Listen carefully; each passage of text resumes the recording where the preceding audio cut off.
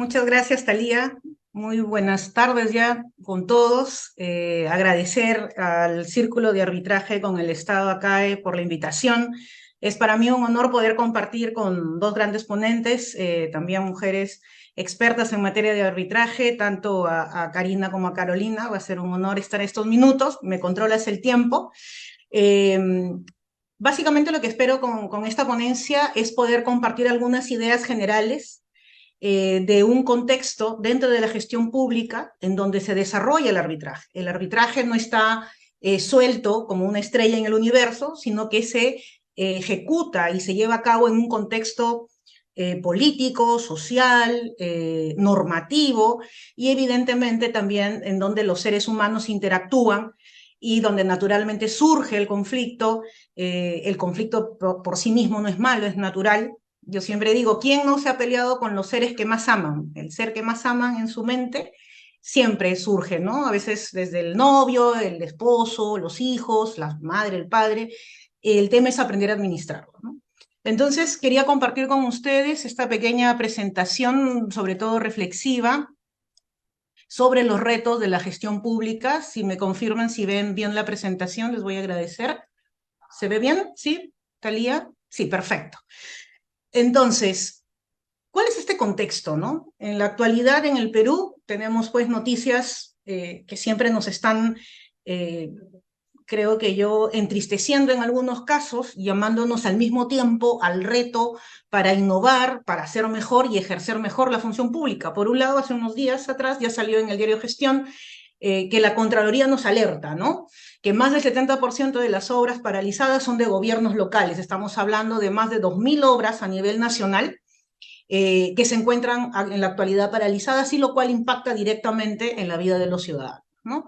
Eh, Conocemos y sabemos de un montón de procesos judiciales que se vienen llevando a cabo contra autoridades de los gobiernos regionales y locales, ¿no? Y lo cual nos lleva a la reflexión de tener en cuenta que, en primer lugar, los mecanismos alternativos de resolución de conflictos y principalmente el arbitraje, pues se da en una sociedad de la desconfianza, ¿no? Vivimos mirándonos, mi jefe será honesto, mi equipo estará haciéndolo bien, mi jefe de administración, ¿qué estará pasando? ¿No? Nos preguntamos los que ejercemos la función pública, con espacios de corrupción dolorosos y en muchos casos de trascendencia internacional, como sabemos, no sé, en grandes inversiones como es el caso Odebrecht, y para los que están conectados desde provincia, todos somos por la prensa local o nacional, conocedores pues de diversos gobernadores regionales, ministros, expresidentes, que caen en este lamentable espacio de corrupción, ¿no?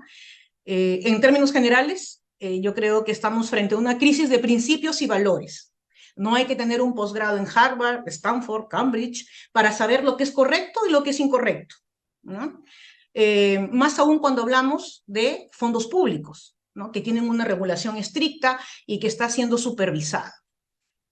Un cuarto elemento que hay que tener en cuenta es que tenemos una descentralización en crisis, ¿no? Yo siempre digo, Lima no es el Perú, y eso significa que todo este proceso de adquisición de bienes, servicios y obras, que en algunos casos, y lamentablemente sobre todo en obras, se termina en situaciones de conflicto que nos llevan como paso previo a buscar una resolución, entre comillas, mucho más pacífica y rápida, eh, pues imagínense el impacto que tiene a nivel descentralizado, ¿no? Con equipos de funcionarios, no necesariamente, no digo que en todas las regiones, menos aún a nivel de gobierno local, la escasez de talento por unas bajas remuneraciones, por la lejanía de los distritos, hace que obviamente la descentralización se encuentre, desde mi perspectiva, siempre debatible, en una situación de crisis, ¿no? La pobreza y la extrema pobreza en el país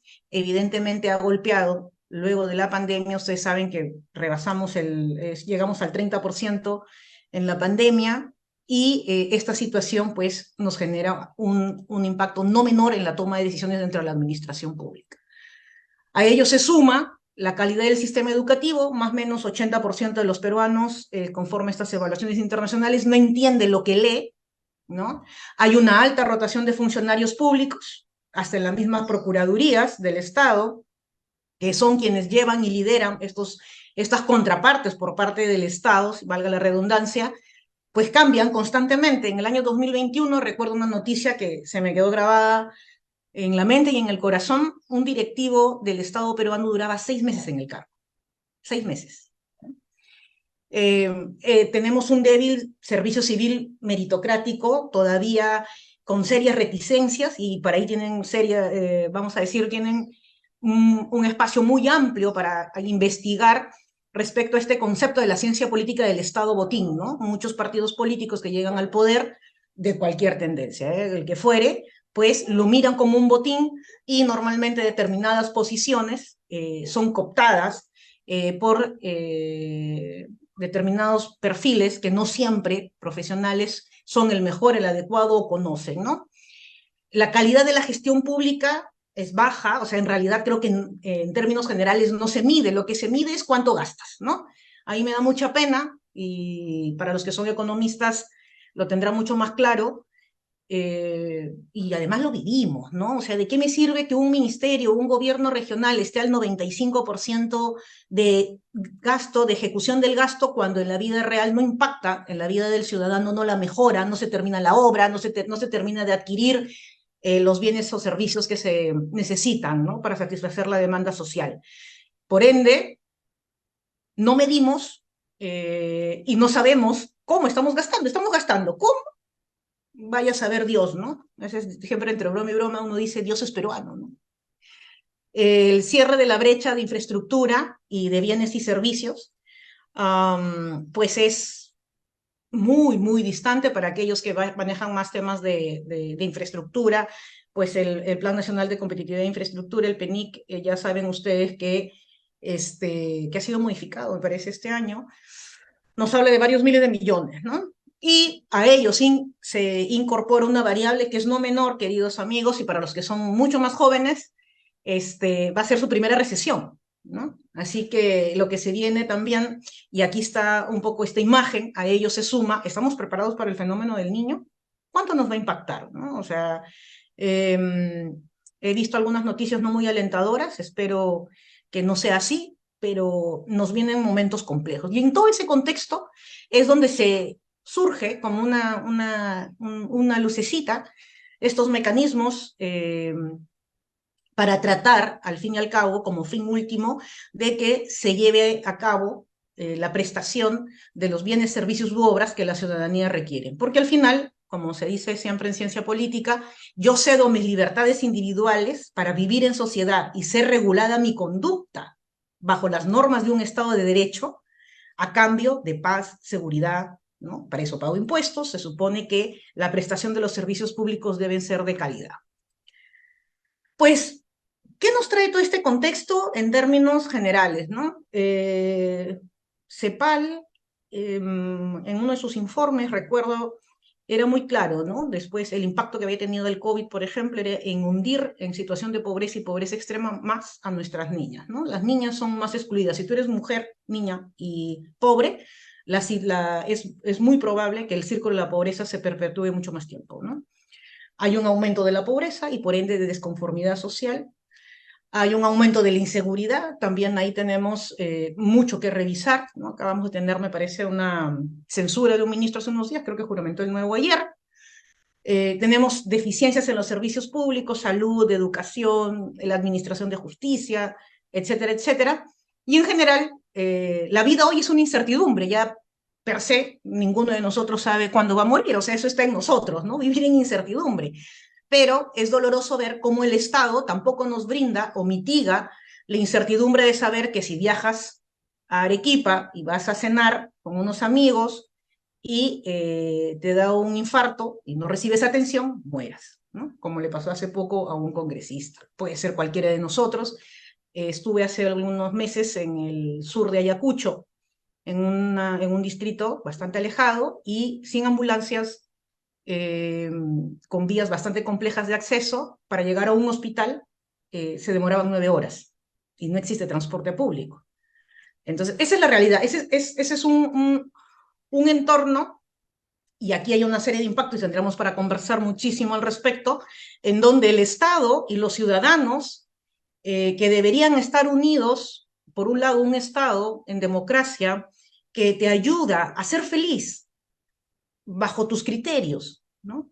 Que te ayuda a desarrollarte en lo que quieras, como quieras, evidentemente en el marco de la ley, y ciudadanos también responsables que cumplen los deberes, los derechos, los ejercen, y las normas de convivencia en colectividad, ¿no? Pero entonces, vale preguntarnos un poco en esta mesa, pues, ¿para qué compra el Estado? ¿No? Por un lado, y me causa siempre, un poco cuando hablaban de mi currículum, yo siempre digo, cuando he sido jefe jurídica, siempre decía, yo estoy para ayudar a absolver las consultas legales de los órganos de línea. La razón de ser en la estructura del Estado de una entidad son los órganos de línea. Los órganos de asesoramiento y apoyo, eso, acompañamos, asesoramos, pero nos hemos ido transformando en donde ahora el informe legal, la certificación y todos los pasos burocráticos administrativos parecieran ser mucho más importantes que el cumplimiento del fin del objetivo de una entidad pública.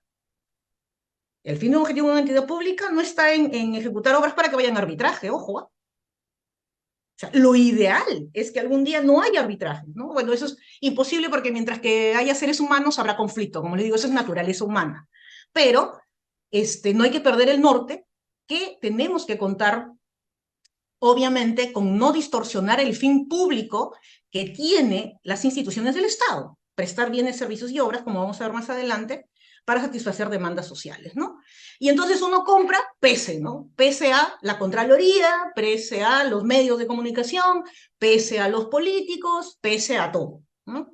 Y no es menor, ¿eh? No es fácil ser miembro. Yo siempre cuando digo, cuando has sido miembro de un comité, estamos hablando de otra cosa, ¿no? El que menos, y sobre todo cuando tienes los CAS ahora que ya son nombrados, pues no les gusta ser miembros de comité, a nadie le gusta ser miembros de comité, ¿no?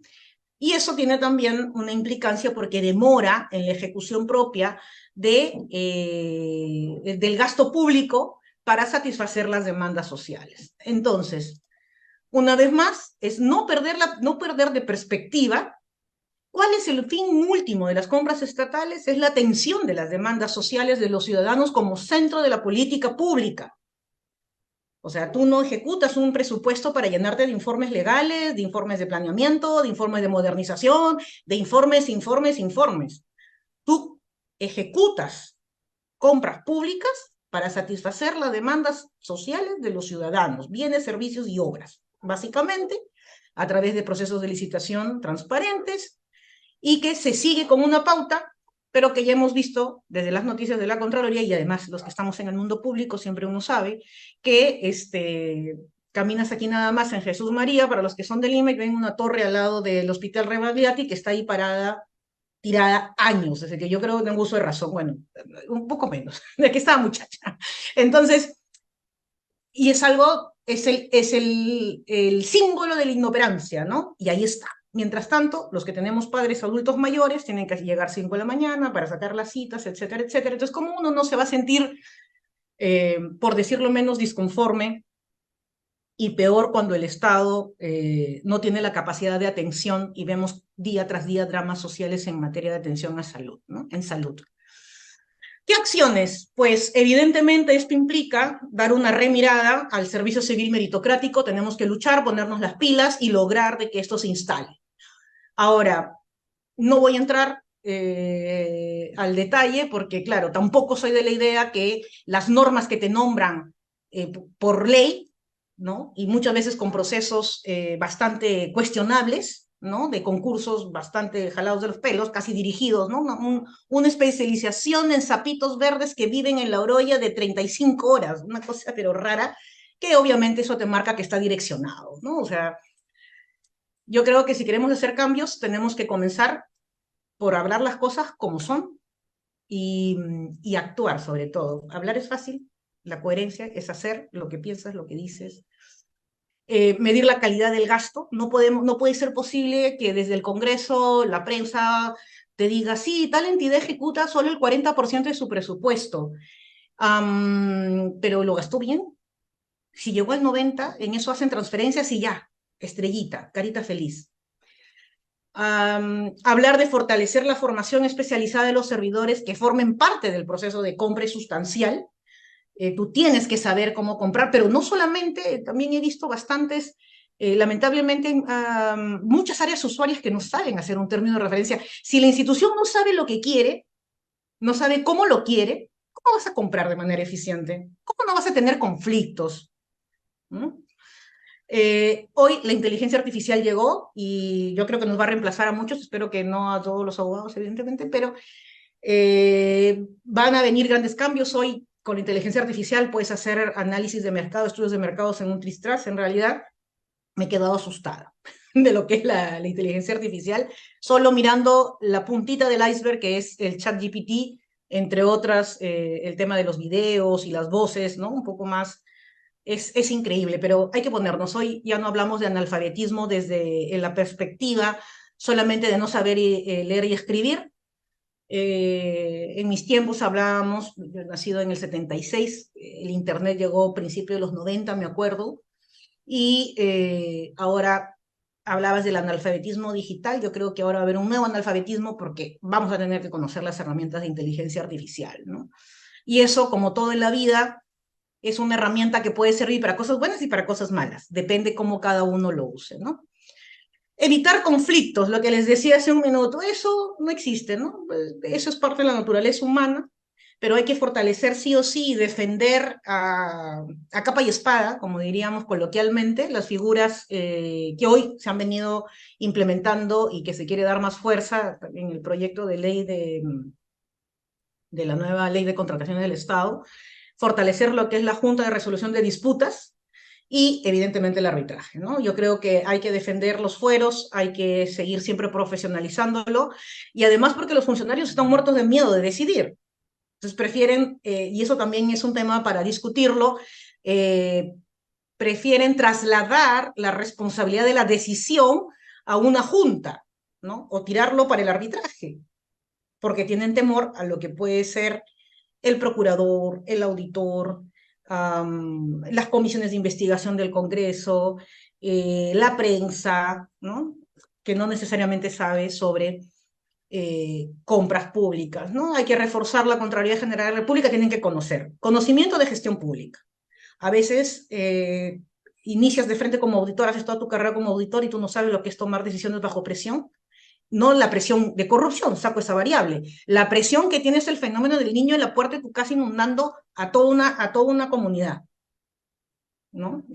Estamos hablando de otro nivel de conocimiento, ¿no? Porque luego todos somos generales después de la batalla y se inician procesos disciplinarios y entonces la gente prefiere decir ampay me salvo, no tomo decisiones si es que no tengo 35 informes técnicos y legales que avalen mi decisión, ¿no?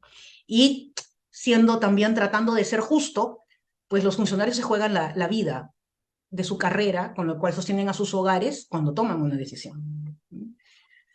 Porque el corrupto es corrupto, el que es choro, ¿no? Y lo va a hacer brincándose la ley, cambiándola, interpretándola, etc. Los que obramos con bien somos los que solemos tener determinadas a veces reticencias, ¿no?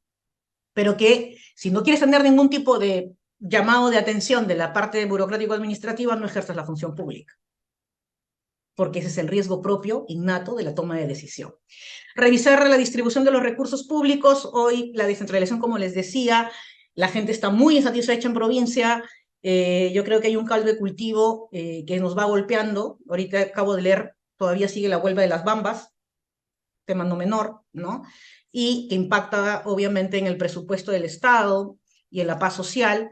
Transparencia y gobierno abierto, tenemos que clamar siempre, hay que supervisar, ¿no? Porque el poder es seductor, ¿no? Fortalecer obviamente nuestro sistema educativo sin gente educada, con 80% de personas que no entienden lo que lee, y eso va de la mano con una variable con desnutrición crónica infantil. Todos deberíamos hacer una huelga masiva si es que el Estado no se debería proponer que no haya ni un solo niño en este país que sufra de desnutrición crónica, porque lo estás condenando a la pobreza, porque no entiende, no desarrolla su cerebro, ¿no? Bueno, lo que les mencionaba, la paz social para inversiones, también una adecuada supervisión del sector privado. Aquí no hay ni buenos ni malos, hay que cumplir las leyes, ¿no? Y eso también implica que hay que tener instituciones públicas fortalecidas que puedan supervisar de manera honesta, correcta, y promoviendo la inversión privada, pero también poniéndole un ojo a la misma, ¿no? Y hay que tener compras estatales estratégicas con sentido, porque les vuelvo a decir, si yo no sé a dónde voy como institución pública y gasto por gastar, pues lo más probable es que tampoco satisfaga las demandas sociales, sino que yo hago lo que yo creo, del ministro de turno, del funcionario de turno, y no necesariamente lo que la ciudadanía requiere, ¿no? La inversión privada es sustancial. Esto es los avances hacia una fotografía de Internet de lo que va a ser el puerto de Chancay, ¿no? Vamos con fe, la inversión privada hoy en épocas de recesión es sustancial.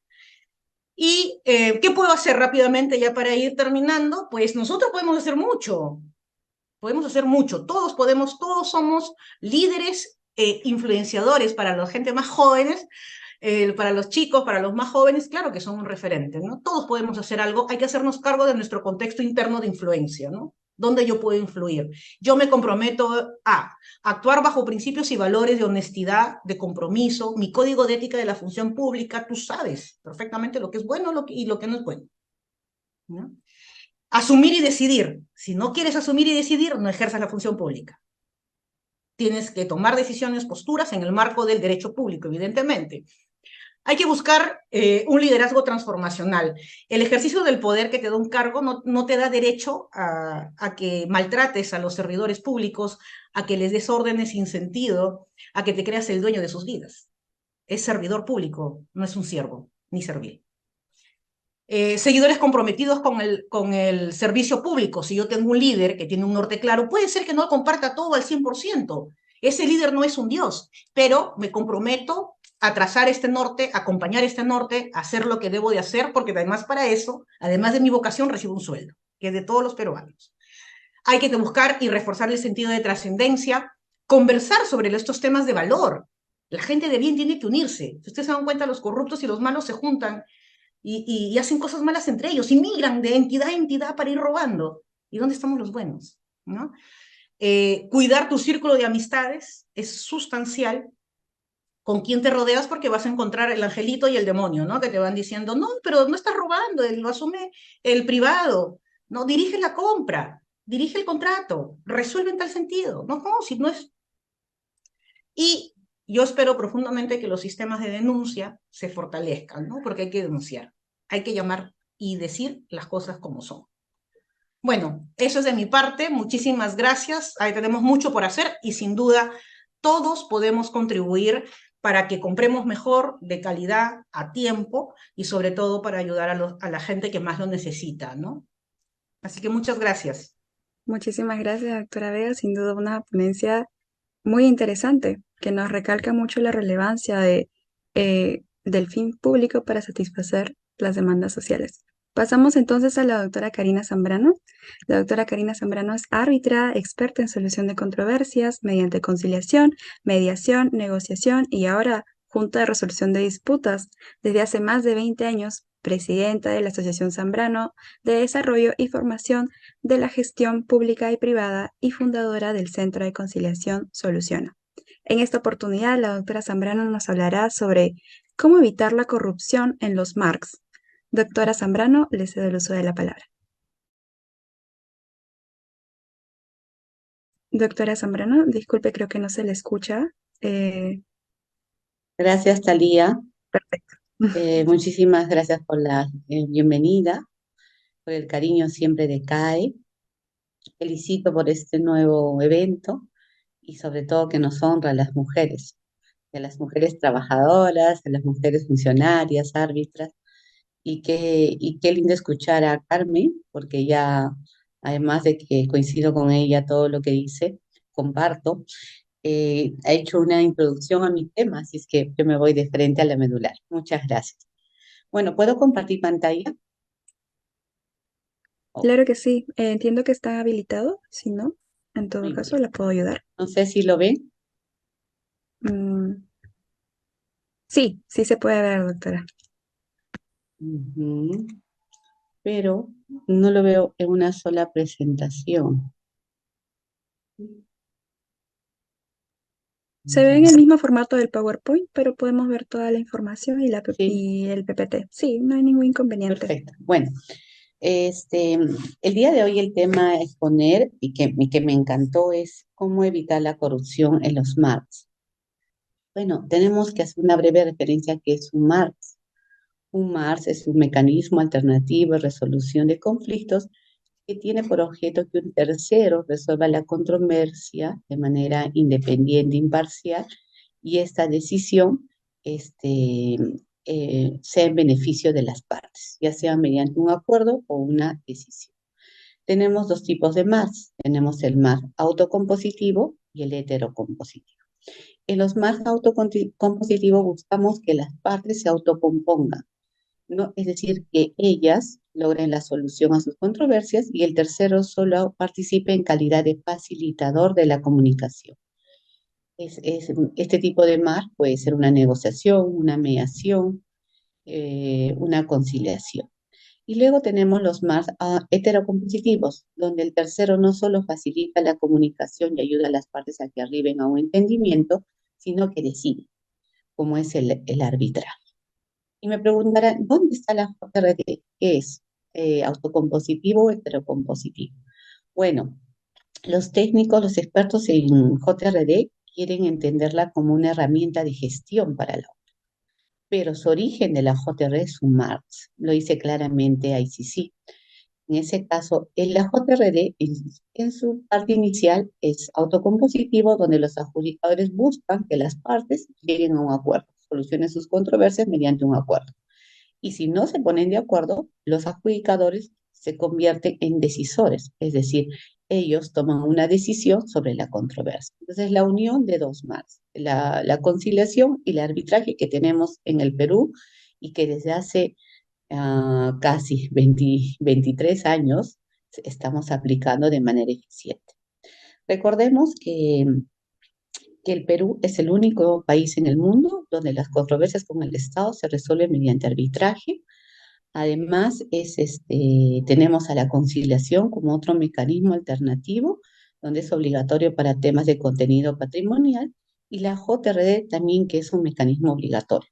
Todo el mundo se pregunta cómo ha hecho el Perú para tener tres mecanismos obligatorios y que resuelvan, ¿no?, temas de contenido patrimonial y con el Estado. En otros países, conciliar o arbitrar temas del Estado es contrario al orden público. Hace poco estuve en Bolivia y ellos quieren tener la experiencia que tenemos desde hace 25 años y España, todo el mundo está en pañales en cuanto a los MARCs. Nosotros somos el país que en el mundo está dando cátedra del uso de los MARCs. Estamos construyendo de manera inconsciente una política de MARCs. Entonces, en ese sentido, tenemos que entender qué es un MARCs. En principio, un MARCs es un servicio, ¿ok? No es lucro. O sea, si yo soy tercero, tengo que entender que estoy ahí para ayudar a las partes, ¿ok? Segundo, es en beneficio de las partes, no es en beneficio del tercero, ¿ok? O sea, si yo voy de tercero, tengo que ayudar a las partes, el beneficio de las partes, la consecuencia es el dinero. El objetivo no es el dinero. Tercer punto, la independencia e imparcialidad del tercero es fundamental. De nada sirve que el tercero no sea independiente, porque un Mars, el éxito de un Mars está al 90% de la elección del tercero. O sea, pueden darse cuenta, la elección del tercero es fundamental, de ahí depende el éxito de un Mars. Cuarto, un MAR tiene que aplicar estrictamente el debido proceso, mucho más que el Poder Judicial o o cualquier órgano jurisdiccional y que el Tribunal Constitucional. El debido proceso es fundamental en un MAR porque no tenemos normalmente un ente que regula y los consejos superiores han demostrado que no son altamente independientes, ¿no? En todos los centros, eso es solo en algunos. Y y quinto, debe tener una capacidad de autorregulación. Es decir, si un centro o un tercero se equivoca, porque somos humanos, tiene que autorregularse inmediatamente, ¿ok? Y no buscar esconder el error o culpar a otro. Eso es muy importante. La transparencia en los actos define cómo actúa un MAS. ¿Y qué es corrupción? Revisaba Google y dice que es un fenómeno mundial que consiste en el mal uso del poder y de los derechos que se confían a un funcionario. ¿Cuándo se da este un mal uso en los MARCs? Primero, en la elección del tercero. O sea, es decir, ¿a quién elijo como centro? ¿A quién elijo como árbitro, como adjudicador, como mediador, como conciliador? ¿Realmente estoy haciendo una elección transparente, independiente desde los centros, ¿no? En la mayoría de los casos no tenemos conocimiento cómo se elige ese tercero, cómo aparece ese tercero, cuál es el grado de independencia y imparcialidad de ese tercero, o representa un interés de la entidad del contratista o del propio centro. La otra es cómo manejamos los casos difíciles en los centros, ¿no? ¿Cuál es la política que tenemos? ¿Y cuándo se da un caso difícil en un centro? Por ejemplo, tenemos un caso difícil cuando las partes, ¿no? Entidad y contratista, uy, se me fue.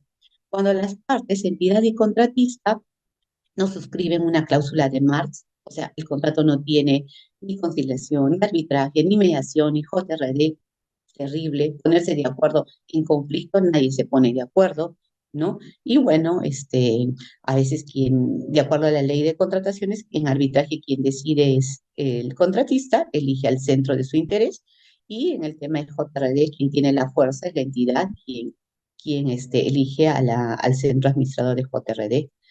Cuando tenemos un caso difícil, cuando la cláusula es patológica, ambigua, imprecisa, o sea, no establece claramente a qué centro te vas de manera específica. No está claro. Un caso difícil también es cuando la entidad no desea pagar los servicios de más. O sea, si no desea pagar los servicios, el contratista tiene que subrogarse. Y si no se subroga, se archiva. Entonces, de nada sirve una primera inversión frente a una falta de empatía de las entidades con los MAR. Otro tema es la normativa no considera los servicios como parte del presupuesto. Por ejemplo, en la JRD tenemos que la misma directiva de OCE dice que los pagos a los adjudicadores no son parte del presupuesto. Entonces, las entidades no quieren pagar los honorarios de los adjudicadores. La otra parte es las partes no pagan los honorarios de los terceros y del centro. Nadie se subroga, se hace toda una gestión de designar al tercero, de buscar la independencia e imparcialidad, pero a las partes no les interesa, lo abandonan. El otro paso es cuando el contratista no desea subrogarse en el pago que corresponde a la entidad, que ya lo conversamos. También tenemos el caso de, aquí quiero pasar, una de las partes no confía en el centro designado y propone otro centro.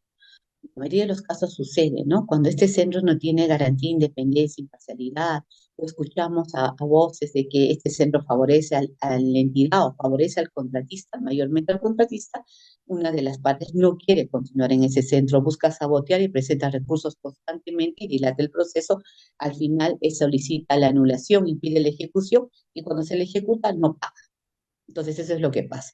Entonces el tema de la confianza es muy importante en los centros, es decir, si las partes confían en el centro y confían en el tercero, realmente pueden llegar a acuerdos satisfactorios y los acuerdos se cumplen, ¿ok? Y las decisiones no se cumplen en el país. Por más que sea experto en tercero, esa decisión normalmente no le va a gustar a una o ambas partes.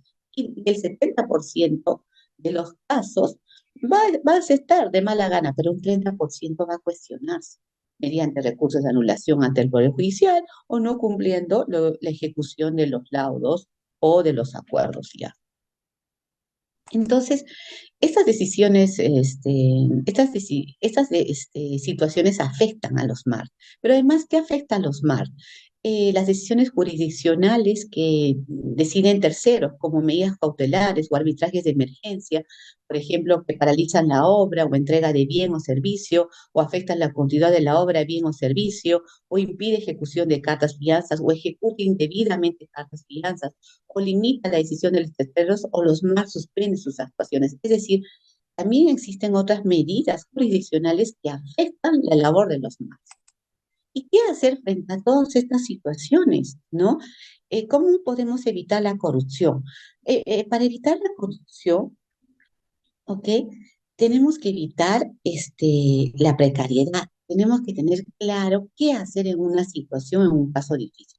Para esto recurre, me quedan 2 minutos, por favor. Para esto recurre al caso de Working. Working, pues, es un gran jurista muy conocido por aquellos que estudiamos derecho. Él establece que hay 2 clases de casos difíciles. Primero, aquellos para los cuales no existe una ley o precedente judicial que los resuelva. Es decir, no sabemos qué hacer, hay un vacío. Y dos, aquellos que no pueden ser resueltos a la luz de una interpretación, reinterpretación o extensión de la norma o el precedente existente. Este desarrollo de working lo hace a nivel judicial, pero también podemos aplicarlo a nivel de Marx. Entonces, por ejemplo, ¿qué hacer si el tercero está frente a una norma inaplicable o las partes? En este caso aplicamos un principio. Con esto logramos una solución correcta. ¿Qué hacemos si el hecho no es sostenible en una norma? En este caso queda a discreción del tercero y puede decir en el caso en uno u otro sentido. Pero tenemos otro supuesto. ¿Qué hacer si no existe ninguna norma previa que resuelva el caso? Hay una laguna legislativa. En este caso, el tercero tiene que tomar una decisión política o técnica antes que jurídica. ¿Ok? Y esto genera precedente judicial. Es decir, en todos estos casos difíciles, el tercero tiene que descubrir qué derechos tienen las partes en ese momento sin necesidad de inventar uno nuevo. Hace un poco un abogado en contrataciones me decía, ¿sabes que los jueces están inventando derechos en temas de contrataciones porque no conocen la normativa de contratación? Entonces, el tercero no puede inventar un nuevo derecho, ¿no? Tiene que aplicar el existente, ya sea en una u otra situación. Muy bien, entonces, al final, al tener un arbitraje obligatorio con el Estado, al contar con una conciliación obligatoria en temas de contenido patrimonial y disponible, y al contar con una JRD obligatoria para obras mayores a 20 millones, el Perú cuenta con una política de MARS inconsciente. Es decir, los legisladores y los funcionarios desde hace 20 años nunca se dieron cuenta que están generando una política de MARS en el mundo. Es el único país en el mundo. Entonces, tenemos que a 20 años, casi 25 años del uso de los MAR, tenemos que darnos cuenta de que si algo hemos hecho bien es el uso de los MAR. Y algo que tenemos que llevar al mundo es enseñarles el éxito del arbitraje, que hay un 70% de éxito, el éxito de la conciliación, hay 5 acuerdos de cada 10 y el éxito total de las JRDs y DAP. O sea, es necesario que se acompañen a las obras, bienes y servicios con paneles técnicos. Bueno, en este caso es responsabilidad de árbitros, adjudicadores, conciliadores, mediadores, de los centros que organizan y administran MAR, de la entidad, del contratista y de la sociedad en su conjunto. ¿Ok? Así es que invito a ustedes al uso de los MAR y promover los MAR en el Perú y en el mundo. Muchísimas gracias. Muchísimas gracias a usted, doctora Zambrano. Y bueno, continuando, vamos a escuchar ahora a la doctora Carolina Abanto. La doctora Abanto es magíster en gestión pública por la Universidad del Pacífico y abogada por la Universidad de San Martín de Porres, con especializaciones en Derecho Corporativo, Derecho Administrativo, Contratación Pública y Arbitraje Estatal.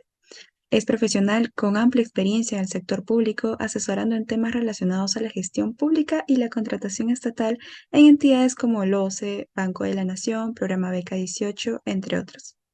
La doctora Abanto es miembro de la primera promoción de asistentes en capacitación del OCE y forma parte del programa de gobernabilidad, gerencia, política y gestión pública de la Escuela de Gobierno de la Pontificia Universidad Católica del Perú, Banco de Desarrollo de América Latina y de George Washington University. Doctora Abanto, le cedo el uso de la palabra para que aborde el tema acerca de la gestión pública en las contrataciones del Estado, no sin antes previamente consultarle a la doctora Zambrano si es que pudo sacar de proyección el PPT de su presentación. Mil gracias, doctora Zambrano. Doctora Abanto, le cedo el uso de la palabra. Muchas gracias, Talía. Bueno, encantada de formar parte de esta sexta cumbre de mujeres en el mundo del arbitraje, que como ya lo han dicho mis compañeras, nos halaga, ¿no? Formar parte de ello y de que un centro nos tenga en consideración y que esté exclusivamente expuesto por mujeres y para el público en general. Mi agradecimiento a CAE y también mi agradecimiento a las personas que me precedieron, ya que somos un excelente panel, muy empoderado.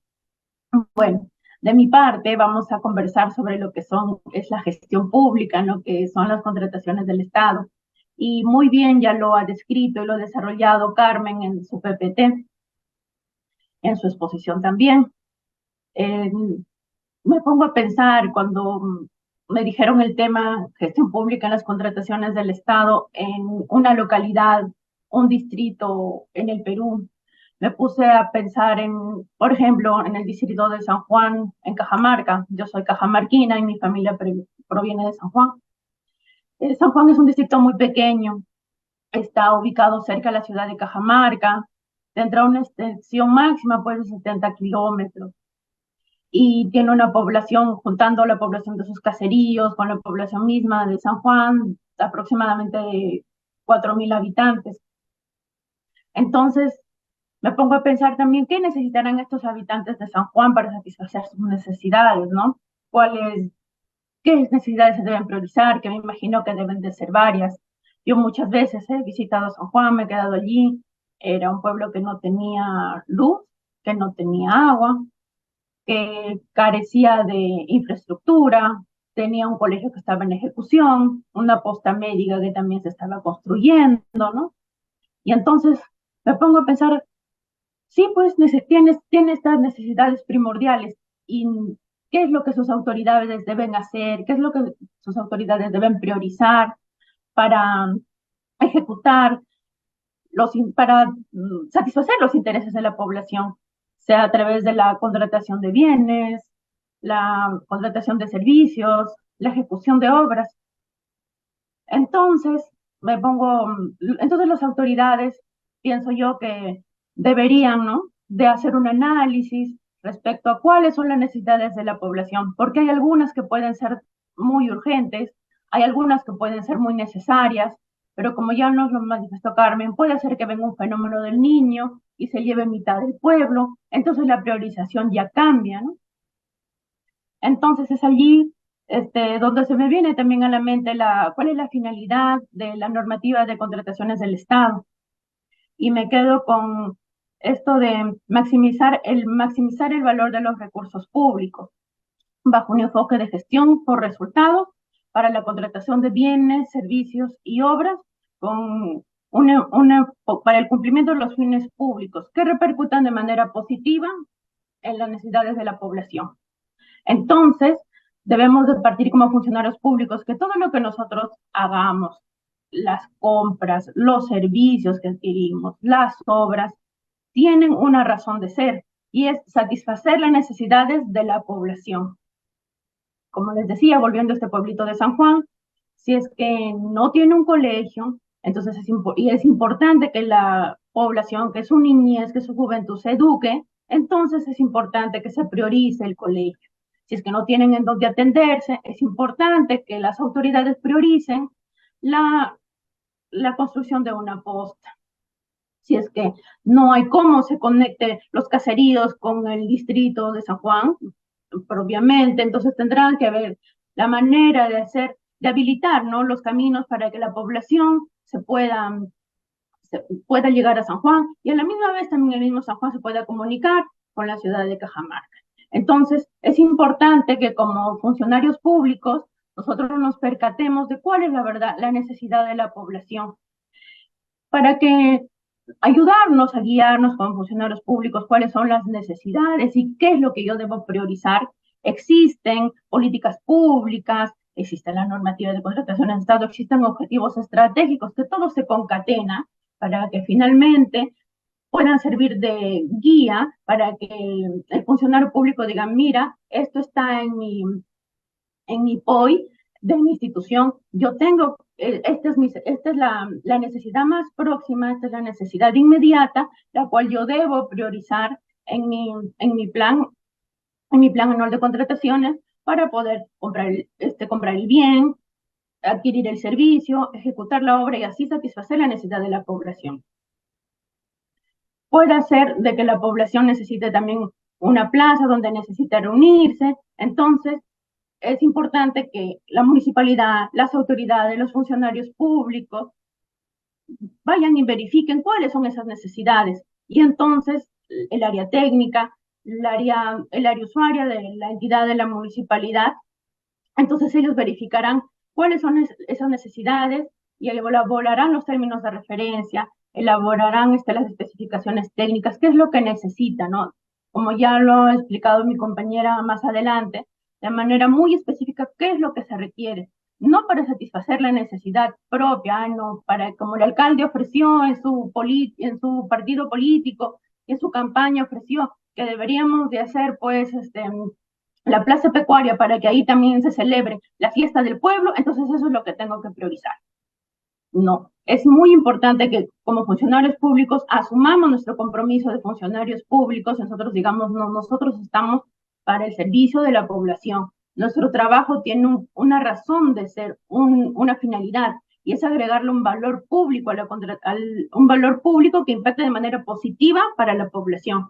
Entonces, es muy importante que cuando uno asume, los alcaldes, cuando asume una función y cuando uno asume la responsabilidad de ser un gestor público, un funcionario público, pues nos pongamos la camiseta de que cuál es nuestro trabajo, nos pongamos la camiseta de la población y diga, yo voy a priorizar y yo voy a hacer mi TDR, mi especificación técnica para lo que realmente se necesita, porque eso va a repercutir de manera positiva en la población. Entonces, volviendo a San Juan, le tocará a estos funcionarios públicos visitar, verificar, ver realmente esto es lo que se necesita, realmente esto es lo que se tiene que priorizar, y entonces elaborarán lo que son sus términos de referencia y sacarán el proceso de selección. El proceso de selección, como bien ya lo sabemos, también sigue lo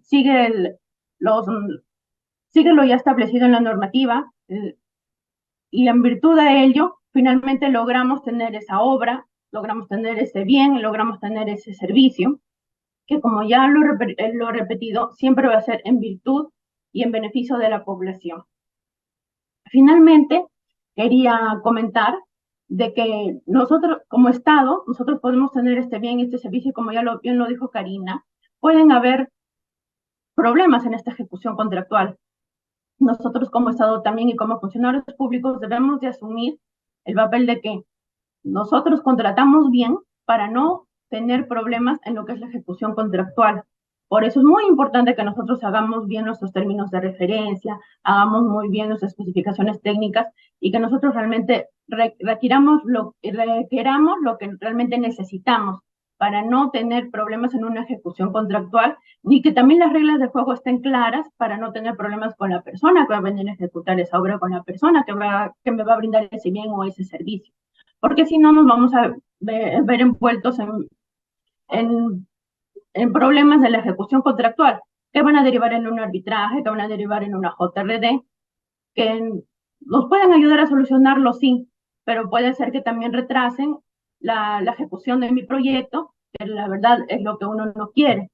Yo coincido con Karina en que para mí sí la JRD es un mecanismo que está ayudando y que está yendo de manera paralela en lo que es la ejecución contractual y tiene el objetivo de salvaguardar el contrato y que de verdad se logre el objetivo que es tener una obra realmente bien ejecutada y en beneficio de la población, que como lo he repetido en toda mi exposición, eso es lo que busca la contratación pública, ¿no? Entonces me quiero quedar con ese mensaje, ¿no? Que como funcionarios públicos nosotros debemos de priorizar que nuestras compras tienen que ser de manera eficiente, tenemos que maximizar el valor del dinero y las contrataciones que hagamos tienen que ser en beneficio de la población, no el beneficio de intereses personales.